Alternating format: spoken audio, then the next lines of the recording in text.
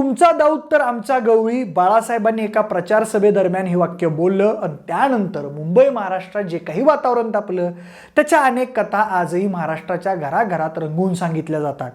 त्यावेळी स्वतः गवळीचा सुद्धा असा समज झाला होता की मुस्लिम डॉन दाऊदला खुन्नस देतोय म्हणून बाळासाहेब मला हिंदू डॉनच्या नात्यानं सपोर्ट करतायत।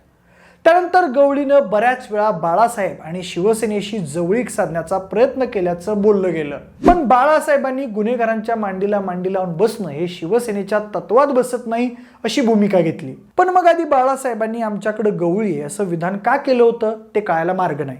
असो, पण बाळासाहेबांच्या त्या सडेतोड भूमिकेनंतर अरुण गवळी आणि बाळासाहेब यांच्यात नवं वैर सुरू झालं होतं। त्या दुश्मनीचा साक्षीदार समस्त मुंबईकर तेव्हाही होता आणि आजही आहे। आजच्या व्हिडिओमध्ये आपण बाळासाहेब आणि अरुण गवळी यांच्या दोस्ती ते दुश्मनी हा प्रवास कसा घडला त्याबद्दलचे काही रंजक किस्से जाणून घेणार आहे। नमस्कार, मी प्रथमेश आणि तुम्ही पाहताय विशेष भारी।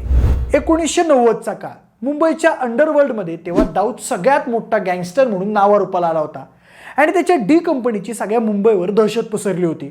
दाऊदने एका पाठोपाठ एक त्याच्या सर्व दुश्मनांचा काटा काढला। फक्त भायकाळ्याच्या दगडी चाळीत बसून अरुण गवळी नावाचा एक काटक बांध्याचा माणूस दाऊदला तोंडावर नडत होता। वेगवेगळ्या ठिकाणी फिल्डिंग लावून दाऊदची माणसं संपवत होता। दोघांच्यात रक्तपाताची भयंकर लढाई सुरू होती। दाऊदचं वर्चस्व वाढत होतं आणि तत्कालीन काँग्रेस सरकारचा दाऊदला पाठिंबा आहे अशा चर्चांनाही उधाण आलं होतं। खास करून त्यावेळी काँग्रेसमध्ये असणारे शरद पवार आणि त्यांच्या साथीदारांवर सातत्यानं विरोधी पक्षाचे नेते तसे आरोप करत होते। बाळासाहेब सुद्धा अधूनमधून त्यांच्या सभेतून सरकारवर सडकून टीका करत होते। त्याची अनेक कारणं होती, पण दोन घटनांमुळे त्या आरोपांमध्ये आणखी वाढ झाली। तर नेमकं काय घडलं होतं ते घटनाक्रमानुसार जाणून घेऊ। तर मंडळी, दाऊद विरुद्ध गवळी यांच्यात सुरू असलेला संघर्ष टोकाला आला होता। दोघं पण एकमेकांच्या नरडीचा घोट घेण्यासाठी असुसलेली होती। तर मग एक दिवस गवळीच्या 4 शार्प शूटरनी दाऊदचा नातेवाईक इब्राहिम पारकरची हत्या केली। आता कुणी म्हणतं तो इब्राहिम पारकर दाऊदच्या बहिणीचा नवरा होता, तर कुणी म्हणतं दूरचा भाऊ होता। त्याबद्दल ठोस माहिती उपलब्ध नाही, पण ती घटना मोठी होती। त्यामुळे अंडरवर्ल्ड पासून महाराष्ट्राच्या राजकारणापर्यंत हादरे बसले होते आणि त्याचा वाईट परिणाम सामान्य मुंबईकरांना भोगावा लागत होता। तर झालं असं, इब्राहिम पारकरच्या हत्येनंतर दाऊद बदल्याच्या भावनेनं पिसाटल्यासारखा वागू लागला। त्याला काहीही करून पारकरच्या मारेकऱ्यांना संपवायचं होतं, पण त्या मारेकऱ्यांपैकी 2 जणांना पोलिसांनी पकडलं होतं। ते पोलिसांच्या ताब्यात होते। त्यांना पोलिसांच्या निगराणीखाली जे हॉस्पिटलमध्ये ठेवण्यात आलं होतं। मग दाऊदनं एक खतरनाक प्लॅन आखला आणि त्यानं मुंबईच्या इतिहासातलं सर्वात खूंखार जे हॉस्पिटल हत्याकांड घडवून आणलं। त्या हत्याकांड इतकं भयानक होतं की नंतर अनेक हिंदी मराठी सिनेमात त्या घटनेचं रूपांतरण करून ॲक्शन सीन शूट केले गेले। दाऊदनं काय केलं तर प्लॅनिंग करून रात्रीच्या वेळेस त्याचे काही शूटर जे हॉस्पिटलमध्ये घुसवले आणि मारेकऱ्यांवर गोळीबार केला। त्या गोळीबारात गवळी गँगचा मुख्य शूटर शैलेश हळदणकर आणि 2 पोलीस कॉन्स्टेबलची हत्या झाली, तर गवळीचा दुसरा शूटर बिपिन शेरे पळून जाण्यात यशस्वी ठरला। आता इथून खरी गोष्ट सुरू झाली। त्याचं झालं असं, दाऊदच्या माणसांनी जे हॉस्पिटलमध्ये गोळीबार केल्यानंतर त्यांना पळून जाण्यात भिवंडीच्या तत्कालीन काँग्रेस महापौरांनी मदत केली असा आरोप झाला।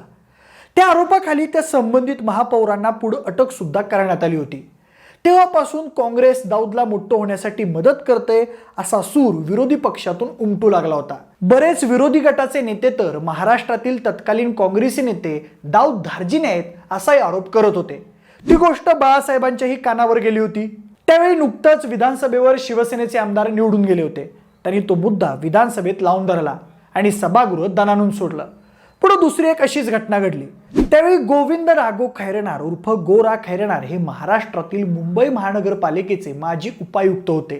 उपायुक्त पदावर असताना त्यांची बुलडोझर मॅन म्हणून ओळख तयार झाली होती, कारण त्या काळी खैरनार मुंबई भागातील बेकायदेशीर वास्तूंवर आणि अतिक्रमण करणाऱ्या फुटपाथवरील विक्रेत्यांवर धडाधड कारवाई करायचे।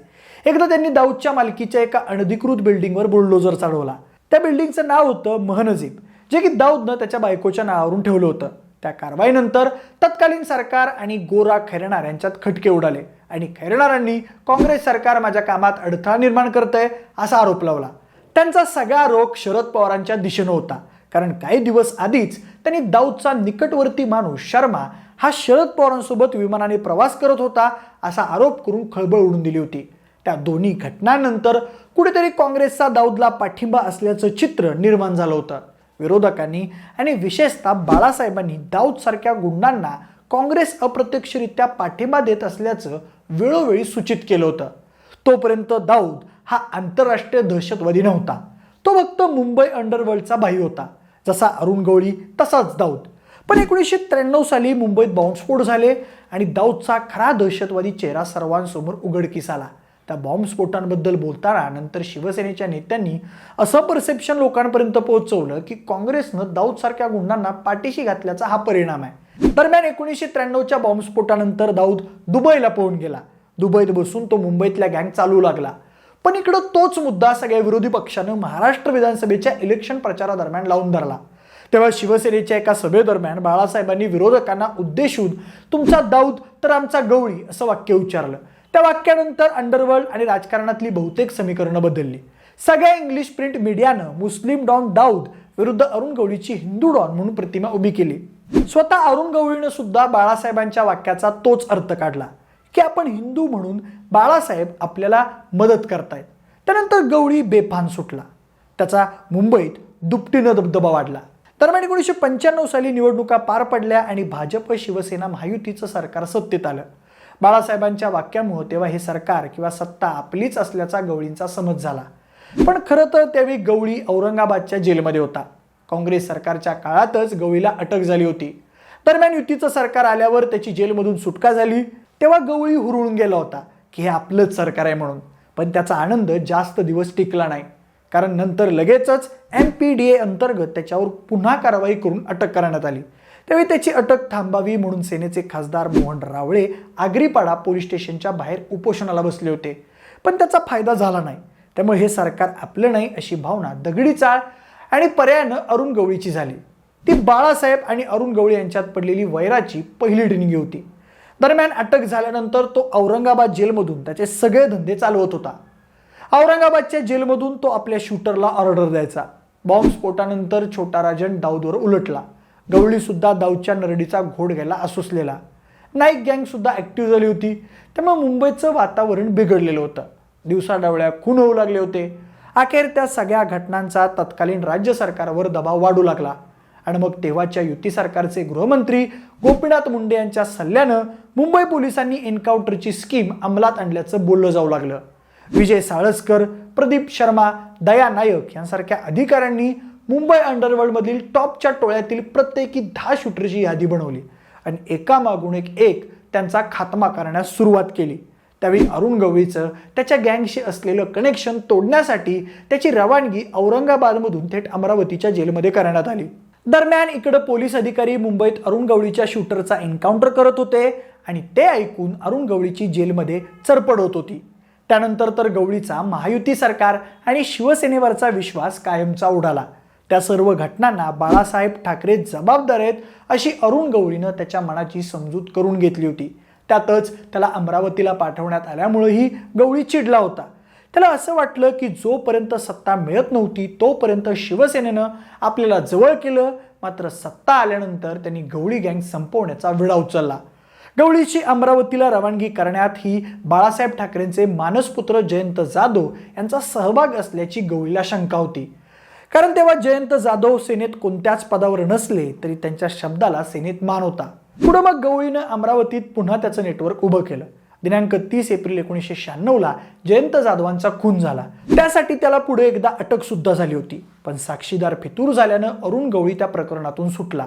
अरुण गवळी जेलमधून बाहेर पडल्यानंतर त्यानं राजकारणात एंट्री करून थेट बाळासाहेब ठाकरेंच्या विरोधातच दंड टोपटले आणि स्वतःचा अखिल भारतीय सेना नावाचा पक्ष उभारला. त्यावेळी त्याला त्याच्या बायकोची प्रचंड मदत झाली. तिने दिवस रात्र एक करून गवळीचा पक्ष वाढवला. लोकांना दोन्ही हाताने मदत केली. जितेंद्र दाभोळकरांच्या डोक्यातून ती पक्ष काढण्याची योजना आली होती आणि पुढे जाऊन तेच अखिल भारतीय कामगार सेनेचे गॉडफादर झाले. त्यांनी ही पक्ष वाढवायला कंबर कसली होती. एकदा अखिल भारतीय सेनेतर्फे आझाद मैदानावरून भव्य मोर्चा काढण्यात आला होता. त्यावेळी स्थानिक शिवसेनेच्या शाखेतील तरुणांनी गवळीकडे जाणं पसंत केलं आणि गवळीचा पक्ष पुढे जाऊन शिवसेनेला जड जाऊ शकतो असं शिवसेनेच्या नेत्यांना वाटू लागलं होतं. कारण नाही म्हटलं तरी वर्षभरात गवळीच्या अखिल भारतीय सेनेनं 3.5 लाखाहून अधिक लोकांना पक्षाचं सदस्य करून घेतलं होतं. बऱ्याच ठिकाणी मुंबईतल्या शिवसेनेच्या शाखांवरील बोर्ड काढून तिथं गवळीच्या पक्षाशी बोर्ड लावण्यात येत होते. लोकांची अशी धारणा झाली होती की लवकरच अखिल भारतीय सेना मुंबईत शिवसेनेची जागा घेईल. पण 4 ऑक्टोबर 1997 रोजी अखिल भारतीय सेनेचा मेंदू म्हणून वाटचाल करणाऱ्या जितेंद्र दाभोळकरची हत्या झाली आणि झटक्यात अखिल भारतीय सेनेची सुसाट चाललेली बुलेट ट्रेन पटरीवरून खाली उतरू लागली. तिथून पुढे अखिल भारतीय सेनेला म्हणावं तेवढी प्रगती करता आली नाही. पुढच्या काळात गवळी हा विषय फक्त दगडी चाळीपुरता मर्यादित राहिला. 2004 साली तो लोकसभा इलेक्शनला उभा राहिला होता, पण त्याचा पराभव झाला. दरम्यान लगेचच पुढे विधानसभेलाही उभा राहिला आणि त्यावेळी तो पहिल्यांदा आमदार झाला. पण नंतर कमलाकर जामसंडेकर या शिवसेना नेत्यांचा खून झाला आणि त्यासाठी अरुण गवळीला जबाबदार धरण्यात आलं. पुढे त्या हत्येमध्ये त्यांचा सहभाग असल्याचं सिद्ध झालं आणि गवळीला जन्मठेपेची शिक्षा मिळाली. भायखळा ते बँकॉक या पुस्तकात क्राईम रिपोर्टर हुसेन जेदी यांनी लिहिलेल्या माहितीनुसार अटक झाल्यानंतर ही गवळीनं एकदा त्याच्या पत्नीसाठी बाळासाहेबांकडे सेनेकडून तिकीट मिळावं म्हणून बोलणी केली होती. पण गुन्हेगारीशी संबंधित माणसाला तिकीट दिलं तर जनमानसात सेनेची इमेज खराब होईल म्हणून त्यांनी नकार दिला. पण 2014 साली मात्र गवळीची मुलगी गीता गवळी या विधानसभेला उभ्या राहिल्या होत्या. त्यावेळी मात्र सेनेनं गीता गवळी यांच्या विरोधात उमेदवारच दिला नव्हता. तेव्हा शिवसेनेनं घेतलेल्या निर्णयानं अनेकांच्या भुवया उंचावल्या होत्या. आता गवळी आणि शिवसेनेतलं वैर संपलं अशी ही चर्चा त्यावेळी रंगली होती. आणि आता तर काय, पुलाखालून बरंच पाणी वाहून गेलंय. गवळी तिकडं नागपूरच्या जेलमध्ये शिक्षा भोगतोय तर इकडं मूळ शिवसेनेची 2 शक्ल झालेली आहेत. सध्याची राजकीय उलथापालट बघता येत्या काळात लोकांना दगडी चाळ आणि सेना यांच्यात आणखी काही नवीन राजकीय समीकरणं पाहायला भेटली तर नवल वाटायला नको. बाकी तुम्हाला हा किस्सा ऐकून नेमकं काय वाटलं ते आम्हाला कमेंट करून नक्की सांगा. जर हा व्हिडिओ आवडला असेल तर लाईक आणि शेअर करा. सोबतच आपल्या विशेष बारी या यूट्यूब चॅनलला देखील सबस्क्राईब करा. आणि जर हा व्हिडिओ तुम्ही फेसबुकवर पाहत असाल तर तिथंही आम्हाला फॉलो करायला अजिबात विसरू नका. धन्यवाद.